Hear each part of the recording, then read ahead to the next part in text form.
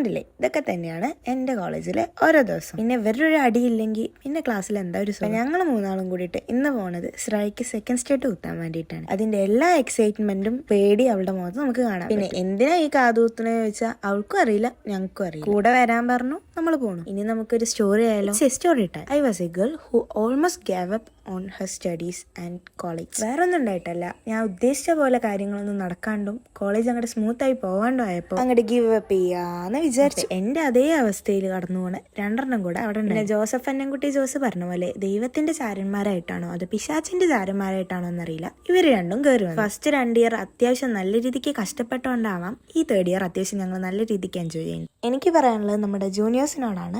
Four a kind information, ഇപ്പൊ നമുക്ക് okay അല്ലാത്ത പലതും അറ്റ് ദ എൻഡ് നമുക്ക് ഓക്കെ ആവും, ഓർ നമ്മൾ ആഗ്രഹിച്ച പോലെയാവും. അപ്പൊ go with a hope. Life പറയണത് അങ്ങോട്ട് നീണ്ടു നിവർന്ന് കിടക്കണില്ലേ, അപ്പൊ നമ്മൾ ആഗ്രഹിച്ച പോലെയൊക്കെ നടക്കുന്നേ. അപ്പൊ പറഞ്ഞതൊക്കെ അവിടെ നിൽക്കട്ടെ. അപ്പൊ നമ്മുടെ കുട്ടി ഇല്ലാത്ത ധൈര്യം ഞങ്ങളുടെ ഇന്ന് കടം വാങ്ങിയിട്ടാണെങ്കിലും അവിടെ ഇരുന്ന് കൊടുത്തു. പക്ഷെ പ്രതീക്ഷിച്ചതിലും അപ്പറായിരുന്നു. അവൾക്ക് വേദനിച്ചില്ല. 32 പല്ലും കാണിച്ചിട്ടുള്ള ചെറിയ മനസ്സിലാവും വേദനിച്ചിട്ടില്ല. അവള് പ്രതീക്ഷിച്ച വേദന ഇല്ലാത്തതുകൊണ്ട് തന്നെ അപ്പുറത്തും കാണിച്ചു കൊടുത്തു. പക്ഷെ വേദനിച്ചു എന്നാ പറയണേ. അപ്പൊ ഒറ്റയ്ക്കാണെന്നുള്ള തോന്നലും കൊണ്ട് ആരും നടക്കണ്ട, നിങ്ങളുടെ കൂടെ എല്ലാവരും ഉണ്ട്.